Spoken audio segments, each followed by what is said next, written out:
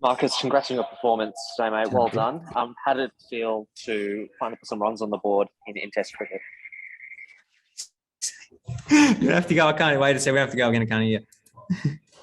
Okay, Sorry, go Marcus, again. can you get me now? Yeah, hear you now, mate. Marcus, congrats on your performance today. How did it feel to finally put some runs on the board in this series? Yeah, it was good to spend some time in the middle. It's obviously been a tough first couple of games for myself, but to spend some time in the middle was really good. And just quickly, how was it facing James Anderson today? It seemed like there was a pretty good battle between you two throughout that middle session. Yeah, he's a pretty good bowler. Probably why he's played as many games as he has and taken as many wickets as he has. So, yeah, it was a good challenge. He bowled really well. It sort of felt like the ball probably did a bit more probably after the first hour today. So it was credit to them for how well they bowled. And, it was hard work, bit of a grind, but it was a good challenge. Malcolm Conn. Yeah, just following up from that last question, Marcus, it just seems that all three pitches this season have had a little bit in it for the bowlers, a bit of grass. How does that compare with other MCG pitches you've played on, and how hard was it? Probably not too dissimilar to what we've had in Shield cricket for the last couple of years. And the wicket against India last year I didn't play, but obviously had a fair bit of grass on it. So it generally stays pretty similar for the whole game. So I can't see it getting a whole lot easier to bat on, but obviously there's a bit in it there's enough there for the bowlers, and if you're willing to occupy the crease, there's runs there to be had as well. Thank you. Sam Landsberger. G'day, Marcus. Congratulations on your innings today and yesterday. Just wondering what the support from JL meant last week. I mean, there's a little bit of talk about your place in the team. Did that sort of support and backing really still instill you with confidence that you come out and show your talents today? Yeah, I've been really fortunate with the support that I've had the whole summer. It can be hard personally when the team's going well and you haven't quite contributed like you want to, and obviously talk starts about you supporting the team. But to be fair, all the staff the coaching staff, selectors have been so supportive. So I haven't had to worry about that stuff at all. Personally, you want to do well all the time, but credit to all the coaches and all the selectors. They've been brilliant so far, so I couldn't ask for any more. Alex Melbourne. Just can I quickly, sorry, Cole, how's the hand, Marcus? What happened yesterday? And was that pretty sore? It split sort of, you probably can't see on there. It's split sort of in the middle of my finger there. So I think I had like an old scar. So we had to glue it last night and then had to glue it a couple more times today while I was batting. So I don't know, might need a couple stitches after the game, but it wasn't too bad. Alex Malcolm. Well done, Marcus. Just a couple of questions. What did you need to do from a technical and planning standpoint on this particular surface? It's been really tough to bat on, as you mentioned. What did you do well today that perhaps you haven't quite done so far this series?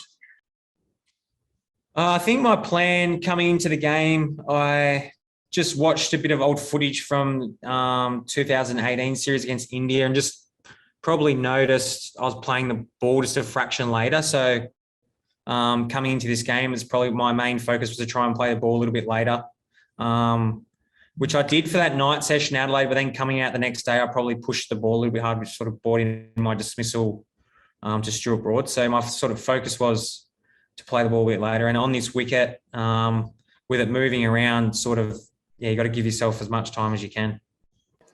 And second question, what was that atmosphere like? It's been a tough year for this city, and you've been here during the lockdowns. It just felt like the place was pumping as you guys were bowling particularly well. Oh, yeah, that was great. That was, absolutely bouncing for 40-odd thousand. It felt like there was 100,000. And when Starkey was on that hat trick, it was unbelievable. And then when Scotty Boland ran down to Bay 13 at the end, then after those 2 wickets in that over, that was brilliant. So that was that was something you dream of as a kid to be a part of, and it was brilliant.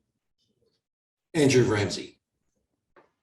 Oh, hi, Marcus. I was just wondering, as someone who faces the new ball for a living on that pitch, how hard would it have been going out in that last hour this evening, facing that attack with that sort of crowd in the circumstance of the game? Yeah, unfortunately, as an opener, you get thrown into those situations a little bit. So it's hard work, but it's probably no different to having to go do it over in England. So there won't be much sympathy from me or probably Davey either. It's not easy. And with our attack and the way they're bowling at the moment, it's obviously a great challenge. So they've bowled brilliant. We bowled brilliantly all series. And like we did again then for the last hour tonight, it was unbelievable. Two more here, folks. We'll go to Scott Bailey, then Dean Wilson to finish off. We could just go 2 questions, if possible. Marcus, so I'll move away from that reaction. Just firstly, was there any point in the last week or immediately after Adelaide if you did actually think that, whether you'd be playing this test match, or was JL immediately, throwing his support behind you personally as well? No, I haven't. I haven't wavered of anything from coaches or selectors through the whole series. They've been really good. The support's been amazing. So as a player, that can put your mind at ease a bit. Like I said before, it can be hard as a player when the team's winning. You want to contribute to games when the team wins. So I was personally disappointed that I hadn't contributed yet. But from a selector and coach point of view, they've been brilliant and they've supported me the whole time. So I couldn't ask for much more from them. And just secondly, if possible, in regards to the England situation this morning, we had them come to the ground obviously late with positive tests in their camp. Is that sort of a reminder, do you think, of how perilously or how this series is poised in terms of trying to get it finished without any massive COVID disruptions or even cancellations in that sense? Not really. I think we're all vaccinated.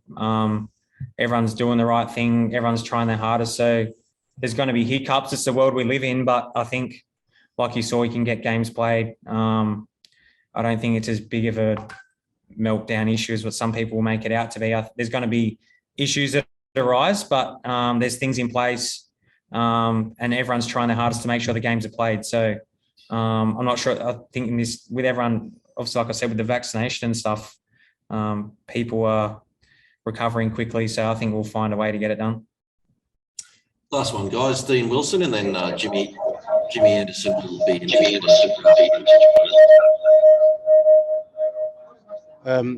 Hi, Marcus. You mentioned what an atmosphere it was from an Australian point of view there with the crowd and the fast bowlers coming in. As an opening batsman, can you kind of put yourselves in the other side and just how tough is it when you've got a crowd like that and the bowlers steaming in with a new cherry? Yeah, I probably won't ever forget personally, like opening in the Ashes over in England and, Joffa running in or Stuart Broad. So the shoes on both feet. I know as an opening batter, you just got to try and concentrate on the balls and try and block out the noise as much as you can. It can be hard when there's 50,000 people going mental, but that's what's great about playing international cricket and playing for your country, that you get put into those situations and you can end up probably enjoying it because I know everyone would love to be in that situation. Thanks, Dean, and thanks to Marcus for joining us tonight. Jimmy Anderson will be in about 30 seconds. Thanks, guys. Thank you.